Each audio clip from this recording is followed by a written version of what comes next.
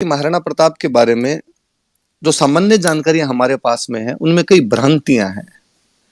एक इतिहास का विद्यार्थी व शोधार्थी होने के नाते मैं अपना हमेशा इस बात का कर्तव्य समझता हूं कि उन भ्रांतियों को दूर कर पाऊं। जितने लोगों को मैं बता पाऊं उतना तो कम से कम हो पाए। महाराणा प्रताप भारत के वो हीरो हैं जिनके बारे में बच्चा बच्चा जानता है। कहानियां इतिहास नहीं होती है। भारत में इतिहास के साथ में सबसे बड़ा दुर्भाग्य यह रहा कि हमने हिस्ट्री को स्टोरी मानकर पढ़ना शुरू कर दिया है। वो राजस्थान के एकमात्र राजा हैं जिनको राज्य बपोती में नहीं मिला बल्कि जनता के द्वारा दिया गया था। यह राजतंत्र में लोकतंत्र की स्थापना है। कोई राजा किस कदर अपनी जनता में लोकप्रिय रहा होगा कि उसके राष्ट्रलग के समय जनता पूर्व राजा की आज्ञा का उल्लंघन करते हुए जगमाल को हटाकर प्रताप को राजा बना देती है। तो कलयुग में यकीन राम के वारिस थे कि जिनके साथ जनता इस कदर जुड़ गई थी। हो भी क्यों ना, महाराणा प्रताप सूर्यवंशियों के उसी कुल से बिलोंग करते थे जिस कुल के 64वीं पीढ़ी के अंदर भगवान श्री राम हुए थे और 210वीं पीढ़ी के अंदर जाके महाराणा प्रताप का जन्म हुआ था। खूब सारे लोग आगे कह देते हैं महाराणा प्रताप अकेले पड़ गए थे, अन्य राजाओं ने उनका साथ नहीं दिया था, अकेले थे फिर भी देखो उन्होंने संघर्ष किया। तो मुझे लगता है यार इन लोगों ने इतिहास को ढंग से जाना ही नहीं, इतिहास को ढंग से पढ़ा ही नहीं। कहानी है उसकी जो कहता था गुलामी किसी की अच्छी नहीं होती, ना गैरों की ना अपनों की। महाराणा प्रताप।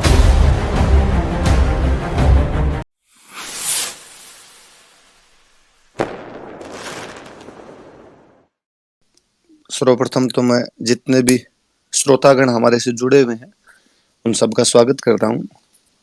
मानवेंद्र जी का जिन्होंने मुझे ये प्रताप जयंती के अवसर पर बोलने का मौका दिया, आपका मैं धन्यवाद ज्ञापित करता हूं। जैसा कि आप तमाम लोग जानते हैं आज 9 मई है और 9 मई को महाराणा प्रताप की जयंती है। महाराणा प्रताप के विषय में बोलने से पहले कई ऊहापोह रहती है। एक तो यह रहता है कि महाराणा प्रताप भारत के वो हीरो हैं जिनके बारे में बच्चा बच्चा जानता है। तो लगता है कि इनके बारे में अपने क्या बोलेंगे, जब सब लोग इनके बारे में जानते हैं तो इनके बारे में क्या बोला जाना चाहिए। फिर मुझे कई बार लगता है कि महाराणा प्रताप के बारे में जो सामान्य जानकारियां हमारे पास में है उनमें कई भ्रांतियां हैं। एक इतिहास का विद्यार्थी व शोधार्थी होने के नाते मैं अपना हमेशा इस बात का कर्तव्य समझता हूं कि उन भ्रांतियों को दूर कर पाऊं। जितने लोगों को मैं बता पाऊं उतना तो कम से कम हो पाए। तो आज की जो ज्यादातर मेरी बातें होगी मैं शायद उसी दिशा के अंदर जाऊंगा, क्योंकि बाकी तमाम बातें आप जानते हैं, मैं आपका समय व्यर्थ नहीं करना चाहूंगा। मैं घटनाओं को थोड़ा सा पीछे लेके जाता हूं। अक्सर बचपन में छोटी क्लासों की कहानियों में एक कहानी सुनी थी। चित्तौड़ का दूसरा साका होता है 1535 में। राणा सांगा की हाड़ी रानी कर्मावती जौहर कर लेते हैं। देवलिया के बाघ सिंह के नेतृत्व में केसरिया होता है। गुजरात का बहादुर शाह चित्तौड़ पर अधिकार कर लेता है, लेकिन गुजरात के बहादुर शाह को हुमायूं के आक्रमण के डर से वापस गुजरात भागना पड़ा और पुर्तगालियों के साथ में एक हुई बातचीत के अंदर पुर्तगालियों ने उसे अरब सागर में बुलाकर फेंक दिया और वो मर गया। बहादुर शाह की मृत्यु के समाचार सुनकर चित्तौड़ में गुजरातियों का जो भी कब्जा था मेवाड़ वालों ने उखाड़ फेंका। लेकिन मेवाड़ वालों के सामने अब समस्या यह थी कि चित्तौड़ का शासन किसे दिया जाए। राजा विक्रमादित्य को, जिनके समय में ही रानी कर्मावती शासन खुद संभाल रही थी, वे इतने योग्य नहीं थे, या उदय सिंह को जो कि विक्रमादित्य के छोटे भाई थे। पर लगा कि अभी मेवाड़ 4 संकटों से गुजरा है। 1527 में खानवादे से एक बड़े युद्ध के अंदर विफलता का सामना करना पड़ा। 1528 में राणा सांगा की मृत्यु होती है। 1531 में रतन सिंह जी की मृत्यु होती है और 1535 में चित्तौड़ का दूसरा साका हो जाता है। ऐसे समय में निश्चय किया गया कि कुछ समय के लिए बनवीर को मेवाड़ का शासन सौंप दिया जाए और फिर उदय सिंह को शासन भार दिया जाए। बनवीर ने राजगद्दी पर बैठने के बाद विक्रमादित्य को मार दिया। वह उदय सिंह को मारना चाहता था। आगे वाली लाइनें, आगे वाली कहानी आप सब लोगों ने सुनी है कि मां पन्ना जो कि उदय सिंह की दाहिमा हुआ करते थे, उन्होंने अपने बेटे चंदन का बलिदान देकर उस दिन उदय सिंह को वहां पर बचा लिया था। प्रातस्मरणीय है, धन्य है वो मां पन्ना जिसने अपने राष्ट्र की रक्षा के लिए अपने स्वयं पुत्र का बलिदान कर दिया था। दुनिया के इतिहास में से उदाहरण आपको कतई नहीं मिलेंगे जब कोई माँ इस कदर अपने पुत्र को अपनी आंखों के सामने इसलिए कटवा देती है कि उसके राष्ट्र को अखंड रखना जरूरी है, राजा को रखना जरूरी था। कहानी का ट्विस्ट यहीं से है। इस कहानी में आप आगे यह पढ़ते हैं कि उदय सिंह छोटे से बच्चे हैं जिनको पन्ना दहाए घास की टोकरी में डालकर वहां से लेकर चली जाती है। यह घटना 1536 की है। यदि कहानी की बात मानी जाए तो यह कैसे संभव हो पाएगा कि 1536 में उदय सिंह इतने छोटे से बच्चे थे कि पन्ना दहाए उन्हें घास की टोकरी में डालकर लेकर गए थे, तथा 9 मई 1540 को उदय सिंह के घर पर महाराणा प्रताप के रूप में उनके ज्येष्ठ पुत्र का जन्म होता है। कहानियां इतिहास नहीं होती है। भारत में इतिहास के साथ में सबसे बड़ा दुर्भाग्य यह रहा कि हमने हिस्ट्री को स्टोरी मानकर पढ़ना शुरू कर दिया है।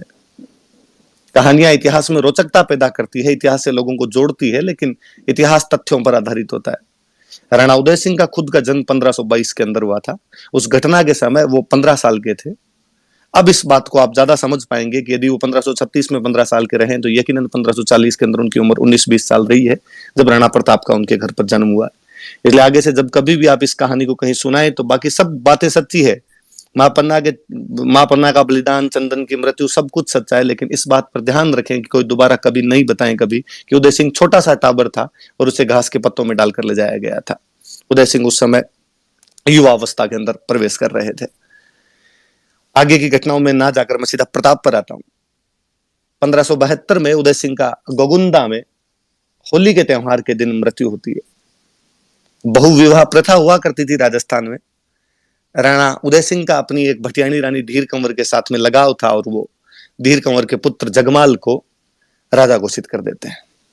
उन दिनों राज परिवारों में एक प्रथा हुआ करती थी कि जो पुत्र अगला राजा बनेगा वह पिता के अंतिम संस्कार में भाग नहीं लेता था।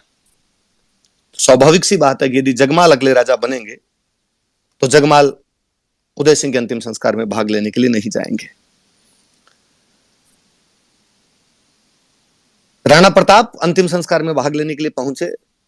क्योंकि राणा जी की डेथ हुई थी इसलिए मेवाड़ की सारी जनता, मेवाड़ के बड़े बड़े सामंत वहां पर उपस्थित थे। अक्षयराज सोनगरा जो कि प्रताप के ननिहाल पक्ष से थे, उन्होंने वहां पूछा कि राणा प्रताप यहां क्या कर रहे हैं, क्योंकि सबको लगता था कि ज्येष्ठ पुत्र राणा प्रताप है तो स्वाभाविक सी बात है कि अगले राजा राणा प्रताप बनेंगे। लेकिन जब उन्हें वहां पर पता चला कि अगले राजा राणा प्रताप नहीं बनकर अगले राजा जगमाल बनने जा रहे हैं, तब उन्होंने चुंडा के वंशजों कृष्णदास और सांगा की तरफ देखकर कहा कि हे चुंडा के वंशधरों, मोकल के समय से यह रिवाज चलता आ रहा है कि मेवाड़ की राजगद्दी का वारिस कौन होगा। तो कहा गया कि जगमाल राजा नहीं बनके प्रताप को राजा बनाया जाना चाहिए। इस बात पर चुंडा के वंशज सलुम्बर के सामंत कृष्णदास चुंडावत ने कहा कि यकीनन यह हम सलुम्बर वालों का अधिकार है कि मेवाड़ का जो अगला राजा है वो राणा जी तय नहीं करेंगे, मेवाड़ का अगला राजा हम तय करेंगे। इस प्रकार गोगुंदा में मेवाड़ की जनता तथा मेवाड़ के सामंतों द्वारा प्रताप को राजा घोषित किया गया था। इस बात पर ध्यान दिया जाए वो राजस्थान के एकमात्र राजा हैं जिनको राज्य बपोती में नहीं मिला बल्कि जनता के द्वारा दिया गया था। यह राजतंत्र में लोकतंत्र की स्थापना है। कोई राजा किस कदर अपनी जनता में लोकप्रिय रहा होगा कि उसके राजतिलक के समय जनता पूर्व राजा की आज्ञा का उल्लंघन करते हुए जगमाल को हटाकर प्रताप को राजा बना देती है। मुझे लगता है ये 1572 में प्रताप का वो जो 28 फरवरी 1572 को होली के दिन राजतिलक है वो अपने आप में आगे की तमाम घड़ियों की तरफ, आगे की तमाम घटनाओं की तरफ इशारा कर रहा था कि मेवाड़ की दशा और दिशा दोनों क्या होगी। राजा बनने के तुरंत बाद में जब अकबर अपना गुजरात का अभियान समाप्त करके अकबर की सेना आगरा की तरफ लौट रही थी, राणा प्रताप द्वारा उस गुजरात से आगरा की तरफ जाती हुई सेना को बीच में रोककर उस सेना से दंड वसूल लिया जाता है। अकबर इस बात से खिन्न था और अकबर यह भी चाहता था कि जब संपूर्ण भारत को वह अधिकार में लेना चाहता है तो मेवाड़ जैसा राज्य जो कि दिल्ली के ठीक नाक के नीचे बैठा है वो स्वतंत्र कैसे रह सकता था। 1568 में वो चित्तौड़ पर कब्जा कर चुका था लेकिन मेवाड़ महाराणा ने उससे संधि नहीं की थी। अकबर ने प्रताप को समझाने के लिए कई दूत भेजा। तमाम लोग जानते हैं इस बारे में, उस तरफ नहीं जाना चाहूंगा। यह प्रताप के स्वाभिमान का प्रतीक है कि उन्होंने हर बार उन दूतों को बेरंग लौटाया था। एक बात की तरफ मैं इशारा करूंगा कि जब तीसरे दूत के रूप में आमेर राजा साहब भगवान दास जी आए थे और उन्होंने जब प्रताप को कहा कि आपको संधि कर लेना चाहिए, तो प्रताप उनको कहते हैं कि आज के ठीक लगभग 50 साल पहले मेरे जो दादाजी थे उनके झंडे के नीचे राजस्थान के तमाम लोग अकबर के दादाजी के खिलाफ लड़े थे, जब हम खानवा के युद्ध में सांगा के नेतृत्व में बाबर के खिलाफ लड़ रहे थे। और उसमें आमेर के महाराज पृथ्वीराज भी हमारे झंडे के नीचे लड़े थे। भगवान दास जी, आप मुगलों के खिलाफ अपना झंडा खड़ा कर लीजिए, मैं आपके झंडे के नीचे लड़ने के लिए तैयार हूं, लेकिन मैं मुगलों के झंडे के नीचे लड़ने के लिए कतई तैयार नहीं होऊंगा। ये चीजें बताती है कि महाराणा प्रताप में विदेशी आक्रमणकारियों के प्रति शुरुआत से कैसा विजन था, कैसी दृष्टि थी। वो ये समझते थे कि देश की एकता के लिए आपस में एकजुट होना आवश्यक है, तभी हम विदेशी आक्रमणों का जवाब दे पाएंगे। मैं हल्दी घाटी वाले युद्ध की तरफ फिर बाद में जाऊंगा, लेकिन मैं उससे पहले कई बातों की तरफ और इशारा करना चाहूंगा। प्रताप का राजतिलक मुझे एक चीज की और याद दिलाता है कि प्रताप का राजतिलक जनता द्वारा किया गया, जगमाल को नकार दिया गया।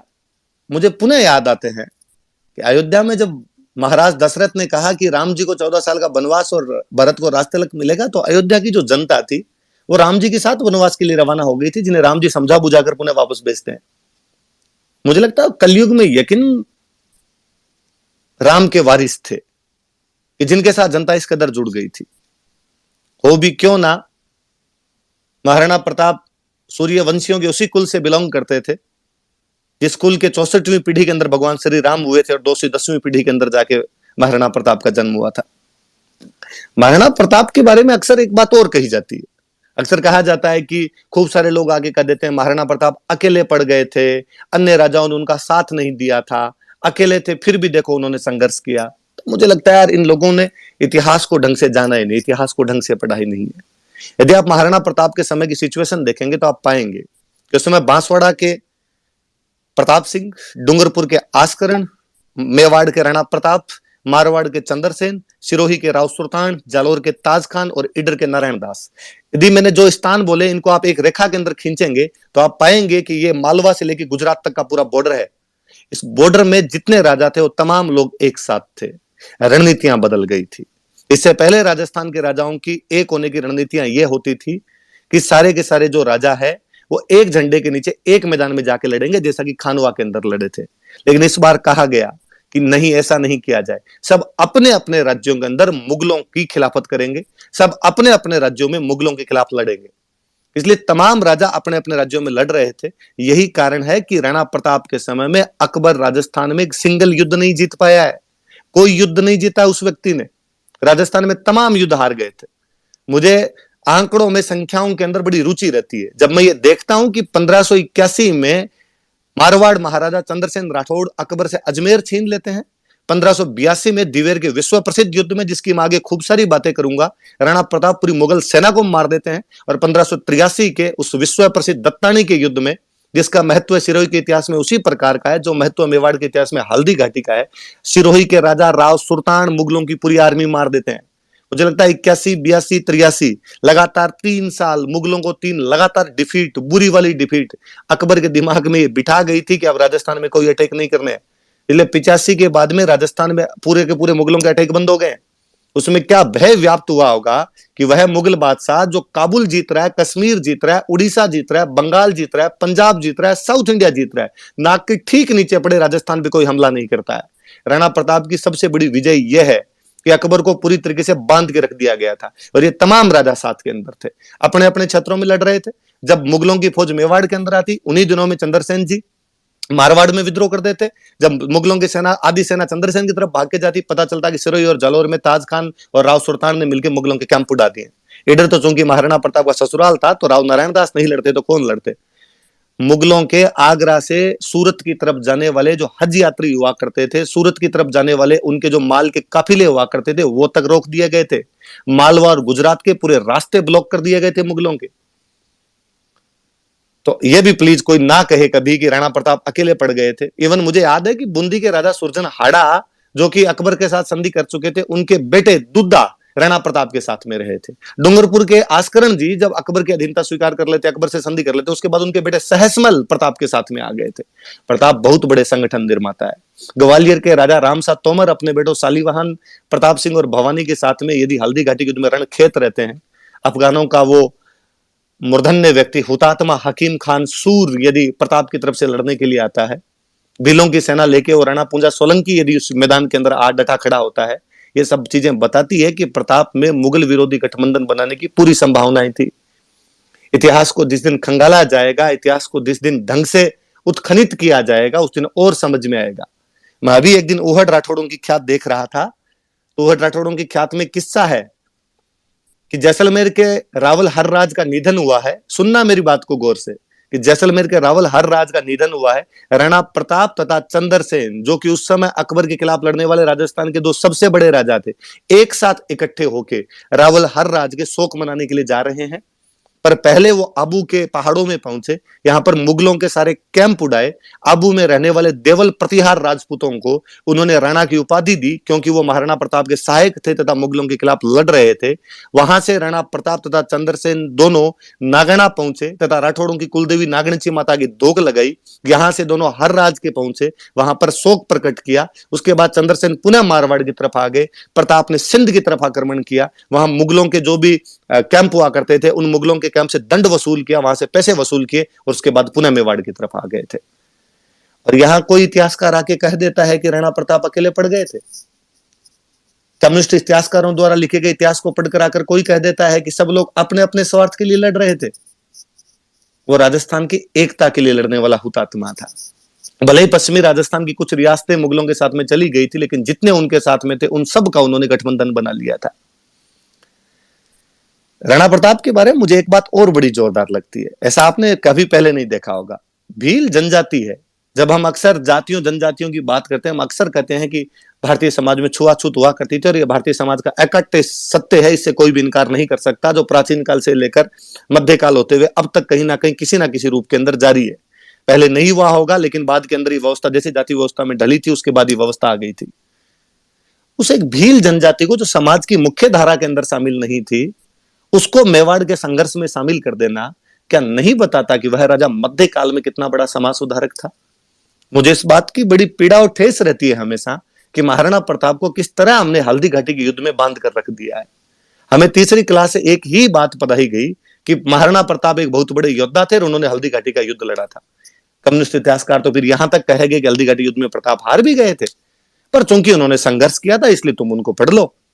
मैं आगे उस बात पर तो बाद में जाऊंगा, मैं पहले इस बात पर पुनः आता हूं कि यह तो कल्पना भी नहीं की जा सकती ना कि उस युद्ध के माहौल के अंदर प्रताप ने कहा होगा कि भील अलग खड़े होंगे, हम बाकी लोग अलग खड़े होंगे, या इनके पानी और खाने की व्यवस्था अलग की जानी चाहिए और हमारे पानी और खाने की व्यवस्था अलग की जानी चाहिए। यकीनन भीलों के साथ कंधे से कंधा मिलाकर लड़े होंगे। एक समाज की मुख्य धारा से कटी हुई एक जाति को यदि समाज के साथ जोड़ रहा था, यकीन वो सर्वोदय के सिद्धांत को लागू कर रहे थे कि सबका साथ सबका विकास आवश्यक है। एक जनजाति लुहार जो लोहे के हथियार बनाया करती थी, राणा प्रताप के साथ में क्या कसम खाती है कि जब तक प्रताप ने कहा कि जब तक हम मेवाड़ को आजाद नहीं करवा लेंगे, एक जगह टिक कर नहीं बैठेंगे, अच्छा खाना नहीं खाएंगे, अच्छी जगह सोएंगे नहीं, हम हमेशा संघर्ष करते रहेंगे। और वो लोहार प्रताप के साथ में वो सेम कस्में खाते हैं।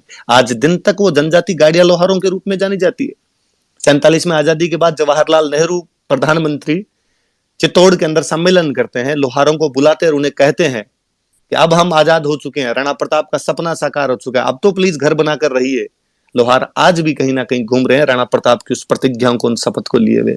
विश्व के इतिहास में मुझे कोई दूसरा राजा बताइए आप इस प्रकार का, जो इस प्रकार जनता के अंदर लोकप्रिय रहा होगा कि जनता उसे इस प्रकार आत्मसात हो गई थी।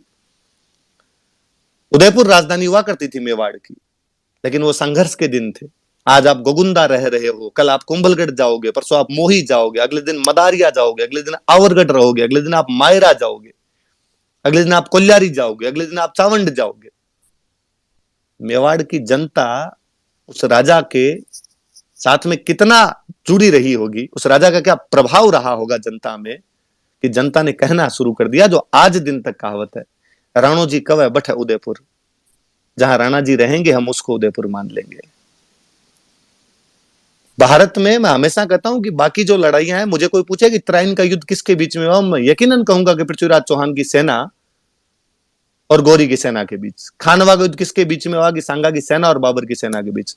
प्रताप के समय का संघर्ष जो है मेवाड़ के जन जन का संघर्ष है। ये राजा का अपने जनता में विश्वास है, ये जनता का अपने राजा में विश्वास है कि वो राजा के साथ में इस कदर आकर खड़ी हो गई थी। कहते प्रताप के पिता उदय सिंह, मैं उदय सिंह का बहुत बड़ा समर्थक हूं कई मामलों में, कि वो राजस्थान के पहले राजा है जिन्होंने युद्धों की नीति बदल दी थी। राजस्थान के पहले के सारे युद्ध किलों में लड़े जाते थे कि हम किले में बैठकर लड़ेंगे, और यदि दुश्मन कभी किला घेर लिया करता था तो अन्न और जल समाप्त होने के बाद में आपके पास साके के अतिरिक्त कोई इलाज ही नहीं बचता था। राणा उदय सिंह वो राजस्थान के पहले राजा है जिन्होंने लड़ाइयों का रुख किलों से पहाड़ों की तरफ मोड़ दिया था और कहा पहाड़ घेर के दिखाओ। देखे हमारी जब भौगोलिक परिस्थितियां इस प्रकार की है कि इन पहाड़ों में रह सकते हैं तो आप पहाड़ घेर के दिखाइए। राणा उदय सिंह की उसी नीति को आगे चलकर राणा प्रताप कंटिन्यू करते हैं, और आगे चलकर उनके भी काफी पीढ़ी बाद उन्हीं का एक परिवार का वंशज महाराज छत्रपति शिवाजी महाराष्ट्र में इन्हीं विधियों को बाद में लागू करते हैं। कहते प्रताप ने जब पहाड़ों की लड़ाई का रास्ता चुना तो उन्होंने मेवाड़ की पूरी जनता को पहाड़ों में शिफ्ट कर दिया था, ताकि मुगलों को जब वो मेवाड़ के अंदर आए तो किसी भी गांव से रसद पानी ना मिले, किसी भी गांव से उनको अनाज की प्राप्ति ना हो। मुगलों की सेनाएं यहां गांव के अंदर भटका करती थी, कोई पानी पिलाने वाला नहीं था, तो आपको अनाज और पानी कहां से मंगाना पड़ेगा, तो आप अजमेर वाले रास्ते से मंगाओगे। अजमेर के रास्ते रास्ते पर चौकियां बना दी गई थी। मुगलों का रहना दूभर था। मेवाड़ के अभियान उनके लिए इतने महंगे, इतने कष्ट कर रहे थे कि 1585 के बाद में अकबर ने तौबा कर ली थी कि हम बाकी पूरे भारत में अटैक कर लेंगे लेकिन यहां पर मेवाड़ के अंदर अटैक नहीं करेंगे। मैं अक्सर कई बार मेरे साथियों से मजाक में कहता हूं कि अकबर ने कहा होगा कि यार मुगलों तुम क्यों नहीं अंदर जा पा रहे, प्रताप को क्यों नहीं पकड़ पा रहे हो, और मुगलों ने कहा होगा कि सर मुगल हैं, गूगल थोड़ी है, इन भौगोलिक परिस्थितियों के अंदर हम कैसे घुस सकते हैं, यहां पर हम कैसे जा सकते हैं। कहते प्रताप ने तब एक ऐलान करवाया था कि कोई भी मेवाड़ का व्यक्ति मुगलों को किसी भी प्रकार की सहायता नहीं देगा। तो एक मुगलों के कमांडर ने उंटाला के किले के पास में एक किसान को कहा कि तुम हमारे लिए सब्जियां उगा दो यार कुछ। उस किसान ने कहा कि प्रताप की आज्ञा है कि कोई भी सब्जी नहीं उगा सकता, कोई भी मुगलों को किसी प्रकार की सहायता नहीं देगा, और यदि मैंने दिया तो मुझे दंड भोगना पड़ेगा। उस मुगल सूबेदार ने हंस के कहा कि यार हमारे एकदम पास में बैठा है, क्या कर सकता है राणा प्रताप तेरा।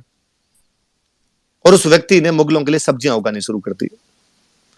राणा प्रताप को लगा कि आज्ञा सबके लिए बराबर होती है, आज्ञाओं के जब उल्लंघन होने लगते हैं तो शासन चलना दुरू हो जाता है, फिर शासन का लोगों से भय समाप्त होता है, शासन का दंड हमेशा रहना चाहिए। राणा प्रताप एक दिन अचानक रात को हमला करते हैं, उस मुगल टुकड़ी जो वहां पे थी उसके लोगों को और उस किसान को दोनों को मार देते हैं। इन्हें आज्ञाओं का उल्लंघन नहीं किया जाता, सरेआम अंदर घुसकर और वापस निकल कर आ गए थे। ये घटना बताती है कि नहीं, आपको मेरे साथ में मेरे तरीकों से लड़ना पड़ेगा, तभी हम सफल हो पाएंगे। कि कितने क्लियर थे वो इन चीजों के अंदर कि जो है चीजें उनको उसी रूप के अंदर लिया जाना चाहिए। अक्सर धर्मनिरपेक्षता का चोला भारत के लोग एक तरफ ही पहना देते हैं, दूसरी तरफ बातें नहीं की जाती है। प्रताप कितने धर्मनिरपेक्ष रहे होंगे कि हाकिम खान सूर नाम का एक अफगान उनकी हरावल का नेतृत्व कर रहा था। इस बहादुर पठान के बारे में कहा जाता है कि वो मर गए थे लेकिन उनका हाथ तलवार पर ही जकड़ा रहा था। जालोर के ताज खान जो एक और अफगान थे, प्रताप के लिए मुगलों के खिलाफ लड़ रहे थे। यही क्यों भामाशाह और ताराचंद दोनों भाई जैन थे। नासिरुद्दीन नाम का चित्रकार उनके दरबार में एक मुसलमान हुआ करता था। यकीनन वो अकबर की सांप्रदायिक सोच, जो उसकी हिंदू विरोधी नीतियां थी, उसके खिलाफ थे, वो किसी धर्म के खिलाफ नहीं थे सीधे सीधे तौर पर हाँ, यदि तुम हमारे धर्म को हानि पहुंचाओगे तो हम हिंदुआ सूरज कहलाते हैं, उसके लिए लड़ना हमारा स्वाभाविक सी बात है, उसके लिए हम लड़ेंगे। हल्दी घाटी युद्ध पर मैं पुनः आता हूं। अक्सर ज्यादातर बातें हल्दी घाटी युद्ध की जाती है। हल्दी घाटी युद्ध के बारे में अपने इतिहासकारों ने क्या बवंडर फैलाया, और अक्सर कहा गया हल्दी घाटी युद्ध के बारे में कि हल्दी घाटी युद्ध में प्रताप हार गए थे, या इससे भी बड़ा बाद में एक बीच बचाव का रास्ता निकाला गया और कहा गया कि हल्दी घाटी का युद्ध अनिर्णित था, ना प्रताप जीत पाए थे और ना अकबर जीत पाए थे।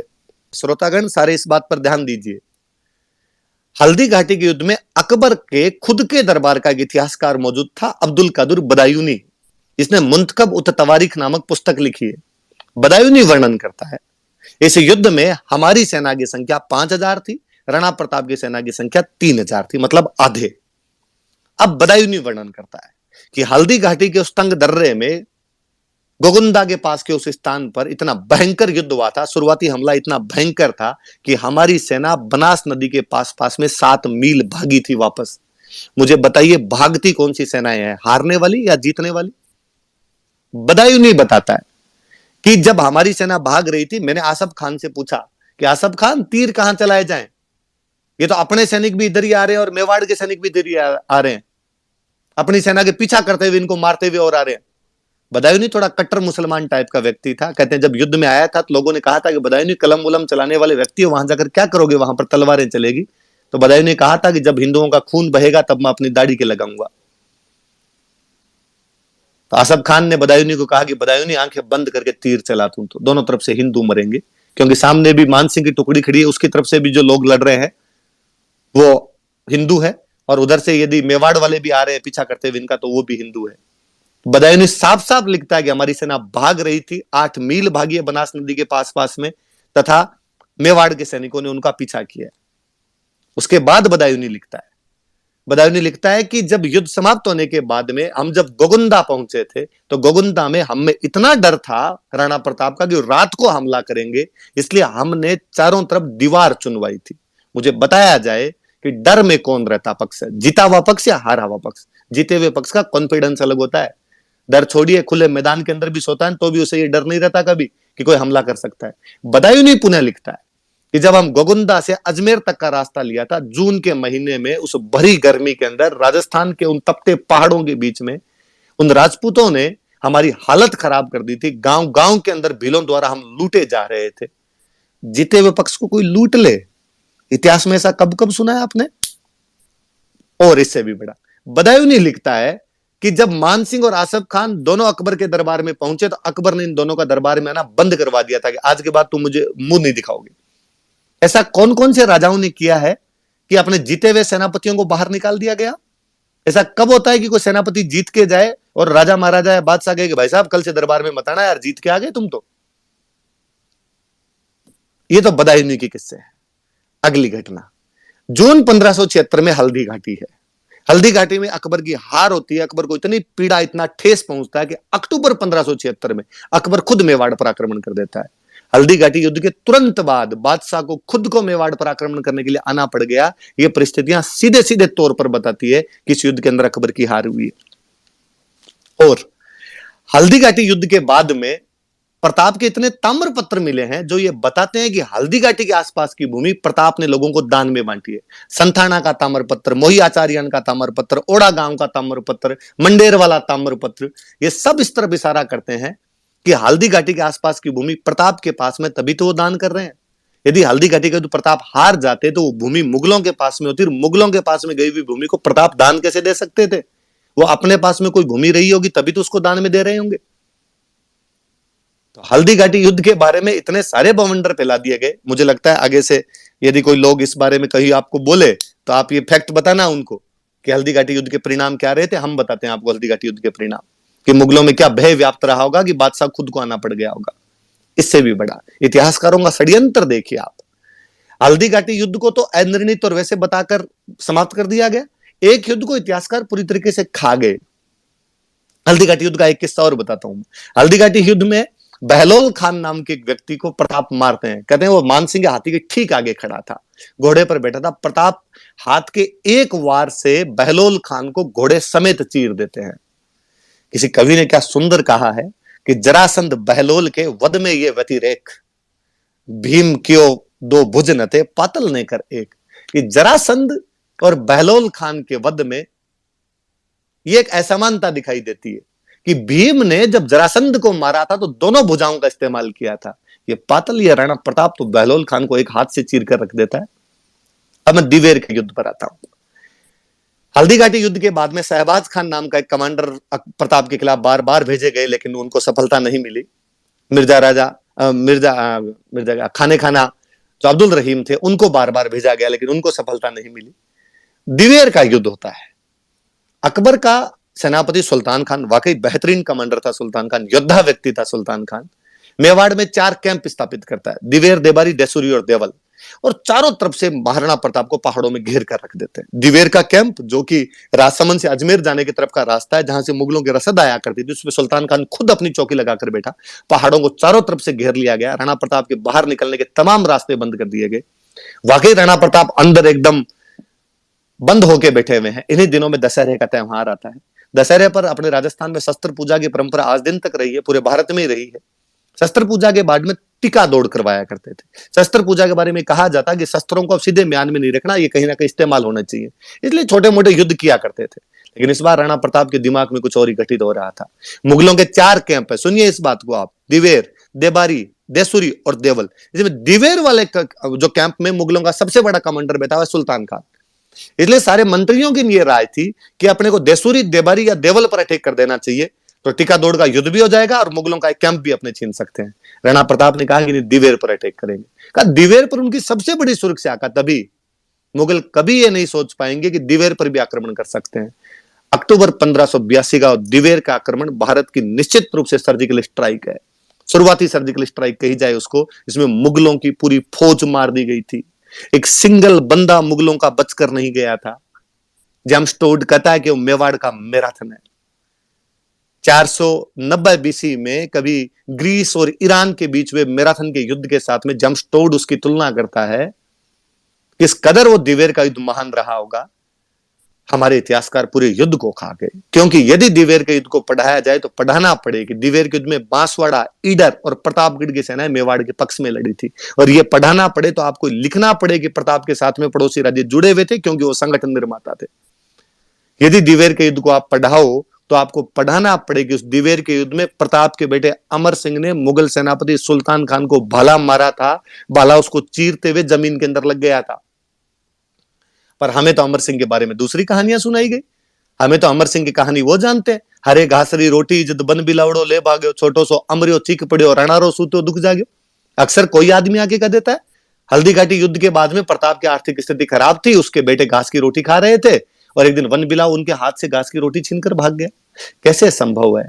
अमर सिंह का जन्म 1559 ईस्वी में हो गया था। अमर सिंह के जन्म के उपलक्ष्य में उदयपुर की स्थापना हुई, इसलिए उदयपुर की स्थापना 1559 में की गई थी।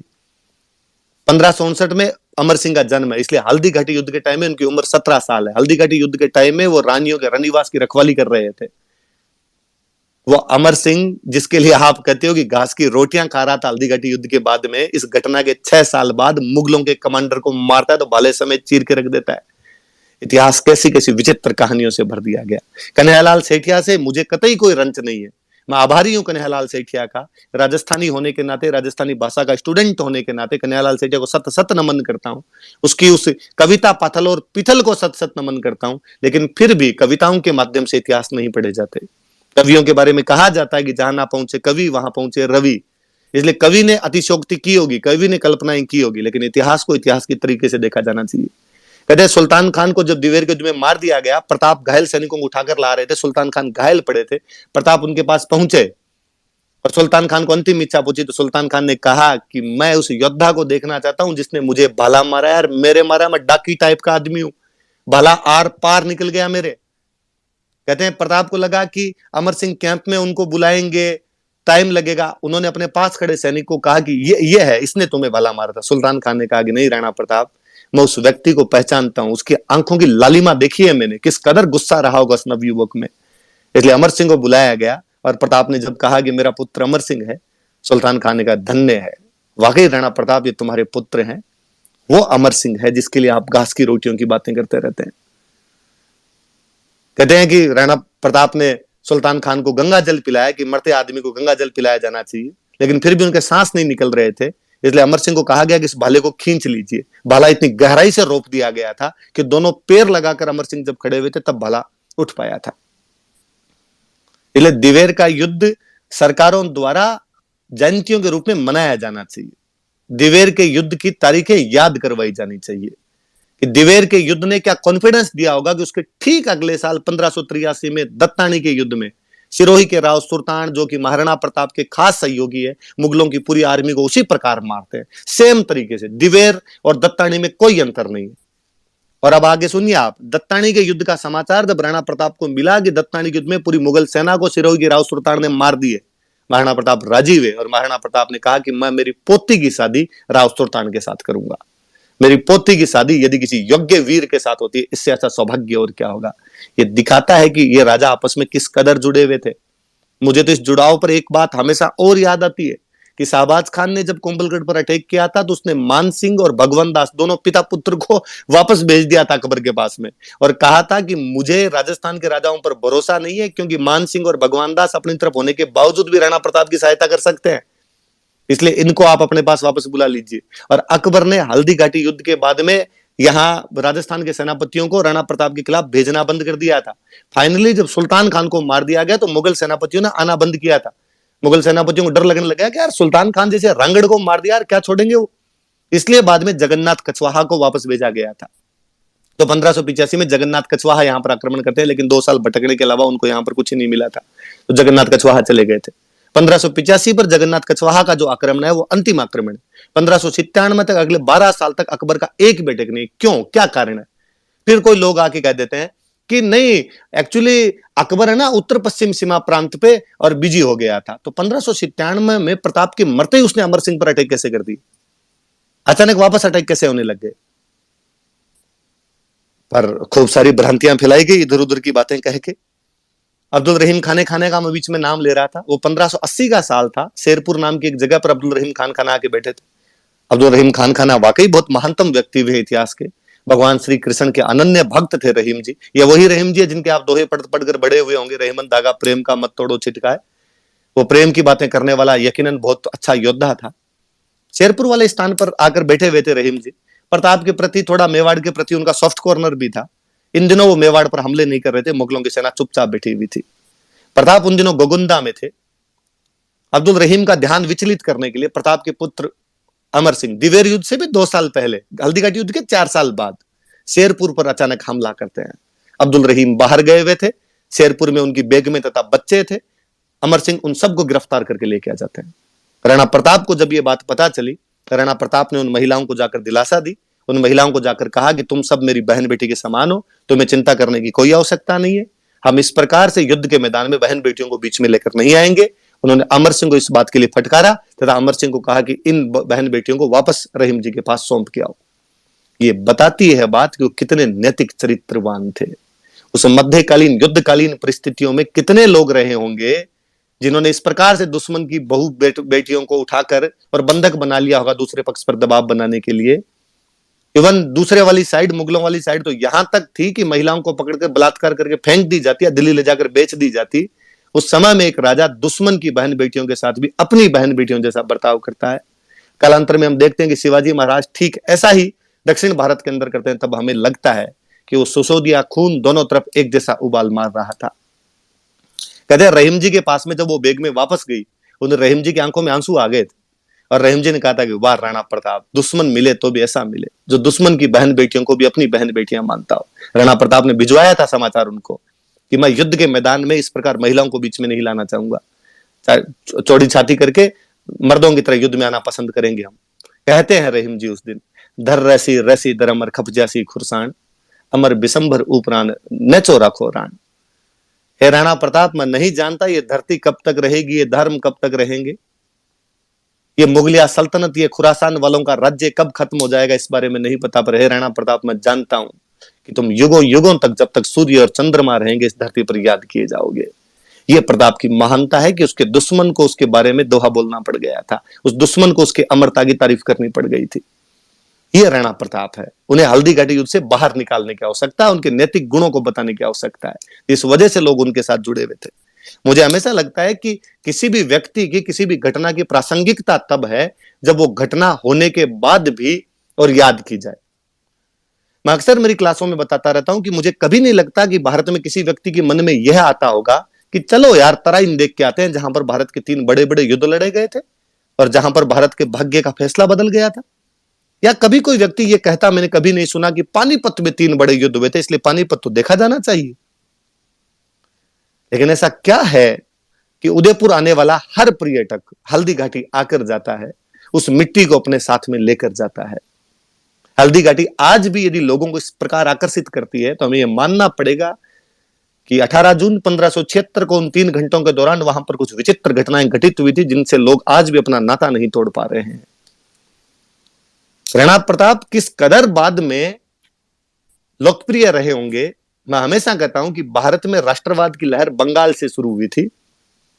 बंगाल में राष्ट्रवाद की लहर का कारण यह था कि अंग्रेजों का सबसे पहले कब्जा बंगाल में हुआ था, अंग्रेजी शिक्षा वहां पर आई थी। उन्हीं दिनों वहां पर जेम्स टोड की पुस्तक पहुंची थी, annuls and antiquities of Rajasthan, Rajasthani संस्कृति को महान उद्गाता जेम्स टोड, जिसकी कहानियों ने राजस्थान के वीरता को दुनिया के कोनों कोनों तक पहुंचा दिया था।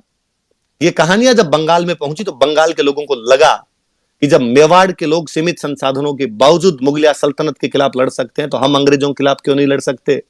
अंग्रेजों के खिलाफ भारत के राष्ट्रवाद का पूरा पूरा श्रेय मेवाड़ को दिया जाना चाहिए। मैं पहले भी कई स्पेस में ये बोल चुका हूं कि मुझे घोर आश्चर्य होता है कि रविंद्रनाथ टैगोर के एक व्यक्ति रविंद्रनाथ टैगोर ने मेवाड़ के ऐसे ऐसे कैरेक्टर पर पूरी बुक लिख दी जिनके बारे में हम जानते नहीं। आज जब मैं प्रताप के बारे में और अध्ययन कर रहा था तो मुझे पता चला कि साउथ इंडिया की ऐसी कोई भाषा नहीं है जिसके बारे में प्रताप पर 5 बुक नहीं लिखी गई। 5 से अधिक बुक मिलेगी। बांग्ला का तो साहित्य भरा पड़ा है। अवनिंद्रनाथ क्यों, ज्योतिंद्रनाथ ने राणा प्रताप पर बाकायदा बुक लिखी है। राणा प्रताप 1895 में महाराष्ट्र में बाल गंगाधर तिलक शिवाजी महोत्सव मनाते हैं, पर शिवाजी की फोटो के साथ में राणा प्रताप की फोटो रखी जाती है। महाराष्ट्र आज दिन तक नारे लगा रहा है, जय शिवा सरदार की, जय राणा प्रताप की। ऐसा क्या है कि 1913 में गणेश शंकर विद्यार्थी कानपुर से एक समाचार पत्र निकालते हैं, उसका नाम प्रताप है। 1915 में उड़ीसा के बालासोर नाम की जगह पर बागा जतीन नाम के क्रांतिकारी अंग्रेजों से मुठभेड़ में लड़ते हुए शहीद होते हैं। और बांग्ला साहित्य के महानतम कवियों में से एक काजी नजरुल इस्लाम कहते हैं कि जिस जगह बागा जतीन शहीद हुए हैं वो भारत की नई हल्दी घाटी है। स्वतंत्रता का पूरा संघर्ष प्रताप को याद करते बीता है। आज की राजनीतिक घटनाएं कितनी भी किसी भी तरफ विचारधाराएं प्रताप को किसी भी कोने में ले जाकर खड़ा करती हो, लेकिन 47 से पहले का इतिहास आप देखोगे अंग्रेजों के खिलाफ तो राणा प्रताप ही वह व्यक्ति है जो भगत सिंह, चंद्रशेखर, राजगुरु, बंगाल के क्रांतिकारियों, बाल गंगाधर तिलक, उससे पहले महाराज शिवाजी, इन सब के लिए प्रेरणा स्रोत का काम कर रहे हैं। मुझे एक और बात पर हमेशा बड़ी दुविधा रहती है, जब अक्सर लोग कहते हैं कि प्रताप की आर्थिक स्थितियां बहुत खराब थी और उनके पास में कुछ भी नहीं बचा था, तब मुझे वापस लगता है कि इनको यार थोड़ा ढंग से पढ़ना चाहिए। कुंभलगढ़ से लेकर ऋषभदत्त तक 90 मील का क्षेत्र और देवारी से लेकर सिरोही तक का 70 मील तक का चौड़ा क्षेत्र, 56 और बांसी से लेकर दरियावद का पूरा इलाका प्रताप के पास में था। और घास की रोटियों जैसी बात ही नहीं हो सकती। एक घटना की तरफ मैं और इशारा करना चाहूंगा। अक्सर कहा जाता है कि भाई भामाशाह ने प्रताप को अपनी संपत्ति ला कर दी थी। याद रखें आप, भामाशाह के पिता भारमल ही प्रताप के टाइम में मेवाड़ आ गए थे। वो मेवाड़ के खजांची हुआ करते थे। उनके पास जो खजाना था वो मेवाड़ का खजाना था। यकीनन उसके अंदर भामाशाह और उनके भाई ताराचंद की खुद की निजी संपत्ति भी शामिल थी। इस बात से कतई इनकार नहीं किया जा सकता। भामाशाह और ताराचंद जब तक सूर्य और चंद्रमा रहे तब तक याद किए जाने चाहिए। आप तो ताराचंद को जानते भी नहीं होंगे। मैं इतिहास का विद्यार्थियों बता रहा हूं कि भामाशाह का भाई ताराचंद भी उतने ही बड़े दानवीर थे और उनको भी ऐसा ही याद किया जाना चाहिए। उतने ही बड़े योद्धा और हुए थे दोनों। लेकिन वो अधिकतर संपत्ति जो थी वो मेवाड़ की संपत्ति हुआ करती थी। जो भामाशाह कितने ईमानदार व्यक्ति रहे होंगे कि उन संकट के क्षणों में जब सारे इधर उधर तितर बितर थे, उन्होंने सारी संपत्ति लाकर प्रताप को दी थी। वो 25 लाख रुपए नगद और 20 लाख रुपए का सोना था, जिसे प्रताप 25,000 की सेना को 12 वर्षों तक अब रख सकते थे। क्योंकि भामाशाह का बाद का एक वर्णन हमें और मिलता है कि भामाशाह मृत्यु से ठीक एक दिन पहले अपनी पत्नी को कहते हैं कि एक बही देकर जा रहा हूं, इसमें मेवाड़ का हिसाब है। राणा जी के संकट के क्षणों में राणा जी के पास में हिसाब पहुंचा देना उस व्यक्ति की ईमानदारी को और बताता है। ताराचंद भामाशाह के छोटे भाई थे, जिनके अनुरोध पर सादड़ी में हेमरतन सूरी ने गोरा बादल पद्मिनी चौपई नामक पुस्तक लिखी थी। पद्मावत मूवी आई थी तब खूब सारे लोगों ने कहा था कि पद्मावत मलिक मोहम्मद जायसी के उपन्यास पर आधारित है, वरना पद्मिनी जैसी कोई घटना हुई नहीं, इस प्रकार की कोई रानी नहीं थी। उन लोगों को पढ़ लेनी चाहिए हेमरतन सूरी की गोरा बादल पद्मिनी चौपई। उस समय वो भी लिखी गई है, इसलिए पद्मिनी मिथक नहीं है, वो इतिहास है, वो सत्य है। तोते जैसी कहानियों से आप उसको मिथक बनाने की कोशिश करते हैं, पर उस समय भी मलिक मोहम्मद जायसी ने, उसके अलावा भी बहुत सारे लोग इस बारे में लिखकर चले गए थे। प्रताप को अक्सर इस युद्धों से बाहर निकालने के लिए मैं हमेशा एक बात और कहता हूं कि कभी उनके कलात्मक स्वरूप की तरफ तो ध्यान दिया जाए। जब आमेर वाले उन पर लगातार अटैक हो रहे थे, आमेर वाले ज्यादा सेनापति बन के आ रहे थे, प्रताप आमेर पर आक्रमण करते हैं, मालपुरा पर कब्जा करते हैं। मालपुरा का झालरा का तालाब और नीलकंठ महादेव का मंदिर आज भी प्रताप का साक्षी है, किसका निर्माण प्रताप ने करवाया था। शांति काल में बनी हुई उनकी चावंड की राजधानी के महल, चामुंडा माता का मंदिर और वहां की बावड़ियां, जावर माता के मंदिर का पुनर्निर्माण, ये सब बताता है कि प्रताप ने कलात्मक गतिविधियों में भी कोई कमी नहीं रखी थी।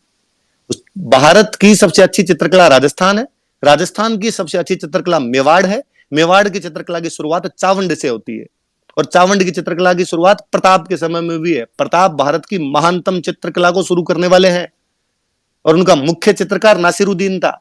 मुझे लगता है यार, हल्दी घाटी वाला षड्यंत्र इसी वजह से रचा है कि प्रताप की कला संस्कृति वाले पक्ष को लाया नहीं जाए, क्योंकि यदि हल्दी घाटी से प्रताप को बाहर निकालोगे तो आपको कहना पड़ेगा कि प्रताप कला संस्कृति के संरक्षक थे, और ये बताओगे तो बताना पड़ेगा कि मेवाड़ की चित्रकला उनके समय में शुरू हुई, ये बताओगे तो ये भी बताना पड़ेगा कि नासिरुद्दीन उनका मुख्य चित्रकार था। और अगली लाइन आपको जबरदस्ती लिखनी पड़ेगी कि सिद्ध करता है कि प्रताप धर्मनिरपेक्ष थे। पर चूंकि इतिहासकारों को धर्मनिरपेक्षता एक ही पक्ष की सिद्ध करनी थी, क्या विडंबना रही है भारत की कि यूपीएससी में सवाल पूछा गया कि अकबर बादशाह भारत को एक करना चाहता था, राणा प्रताप गद्दार था जो उसके अंदर रोड़ा बना हुआ था। उसके बावजूद देखिए कि 70 साल के तमाम कथित तथा कथित षड्यंत्रों के बावजूद प्रताप को यदि जनता के दिमाग से नहीं निकाल पाए हैं, इसका मतलब है कि वह व्यक्ति इतिहास का मोहताज नहीं है। उस व्यक्ति के ऐसे कार्य रहे हैं कि युगों युगों तक उस व्यक्ति को बिना इतिहास के भी याद किया जाएगा।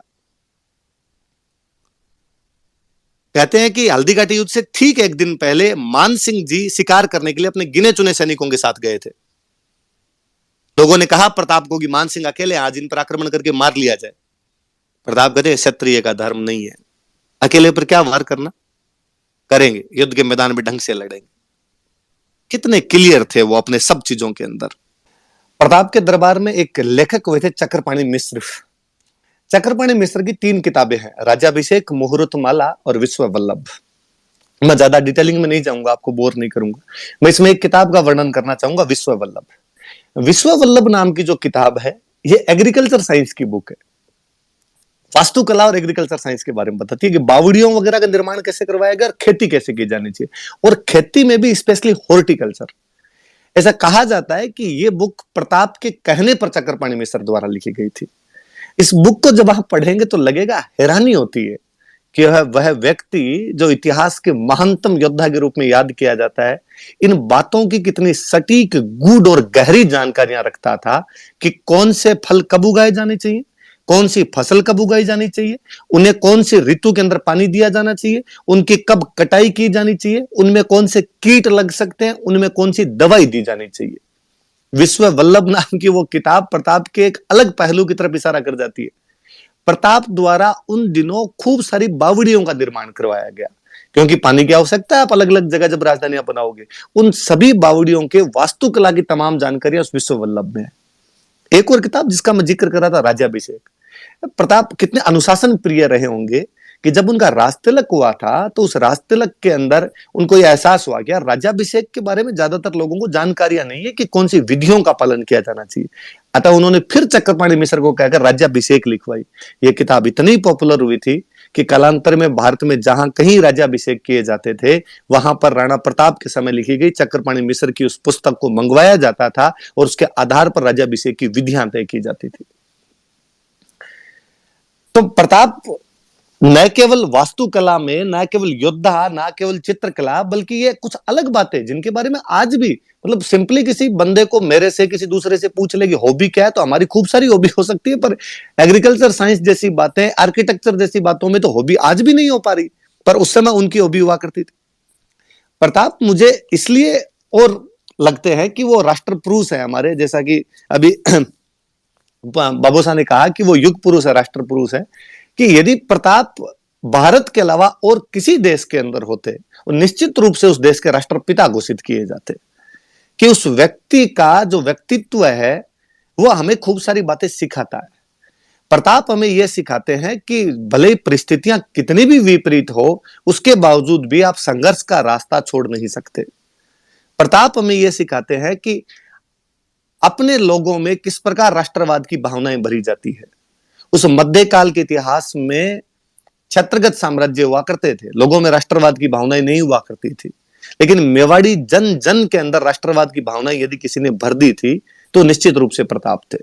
यूं थोड़ी दुर्सा आढ़ा ने कहा होगा, दुर्सा आढ़ा कहते हैं, विरुद्ध छायत्री लिखी थी उन्होंने प्रताप पर, पूरी एक 76 दोहों की बुक लिखी है, उसमें वो लिखते हैं कि अकबर पत्थर अनेक कई भूपत बेड़ा कीना, कि हे अकबर तूने कई सारे पत्थरों को इकट्ठा कर लिया है, अर्थात कई सारे राजाओं ने तेरी संधियां कर ली है, लेकिन ये सारे के सारे राजा बांटे हैं, हाथ ना आयो एक पारस राणा प्रताप सिंह, लेकिन हे अकबर वो जो एक पारस का पत्थर प्रताप सिंह है वो तुम्हारे अभी तक हाथ में नहीं आया है।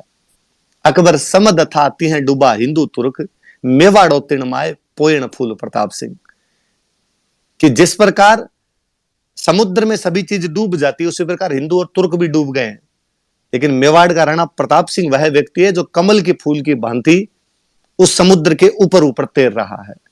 दुर्सा आढ़ा वाली ये पंक्तियां, या जैसा कि पृथ्वीराज राठौड़ बीकानेर के मूर्धन्य साहित्यकार जो हुए और जिन्होंने दोहा बोला जो अक्सर आप तमाम लोग जानते होंगे, तो मायड़ जन तो एड़ो जन जेड़ो रणा प्रताप, अकबर सुत्यो ओज गैन जान सिरण सांप।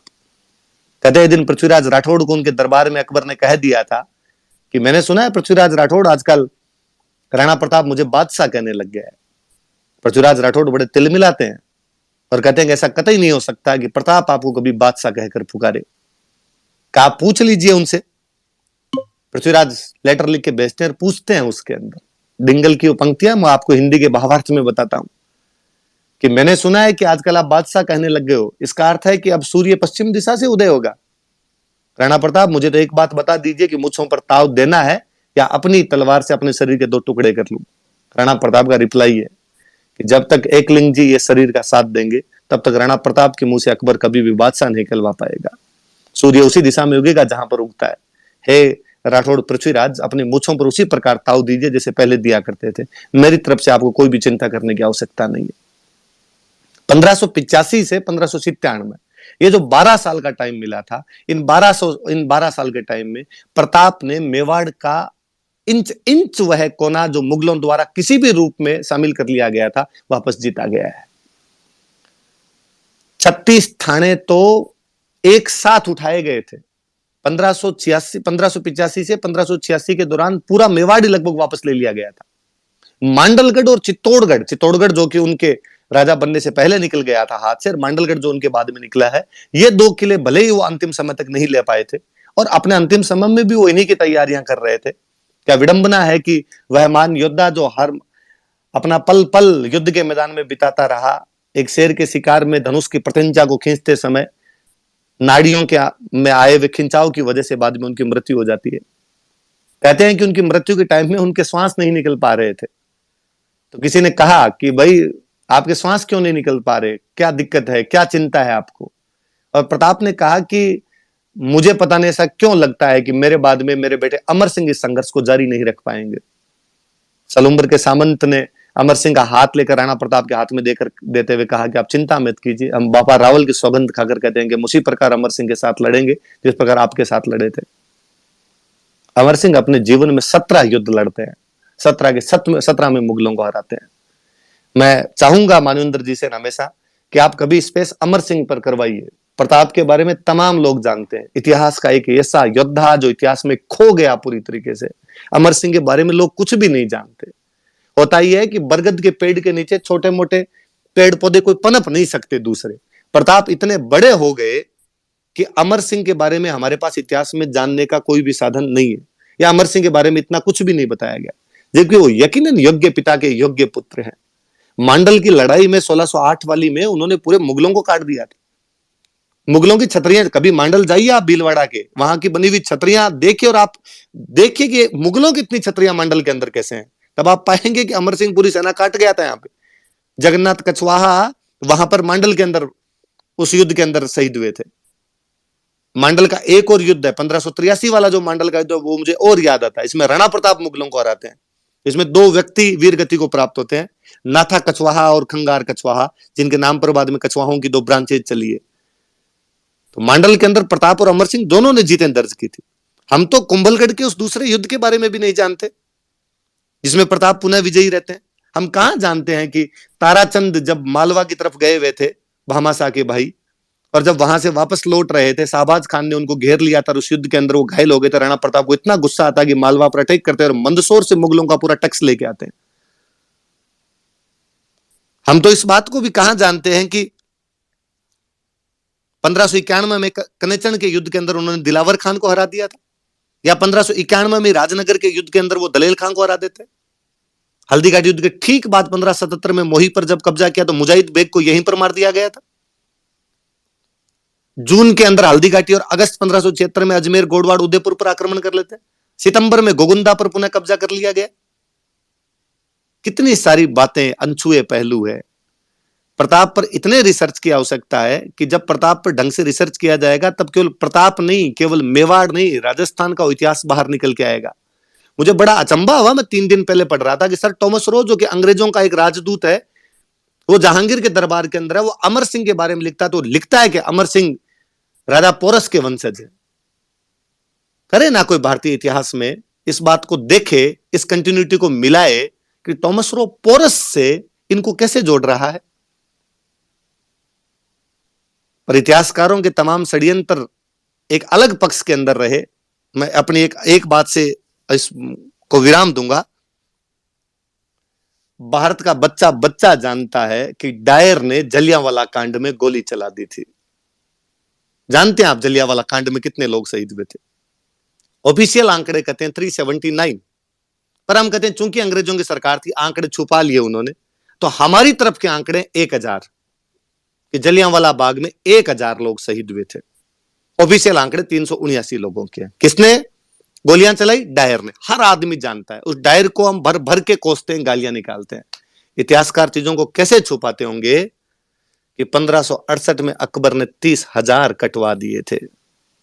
आज दिन तक कोई किसी हत्यारे की तुलना अकबर से नहीं करता। हर हत्यारे की तुलना डायर से कर ली जाती है।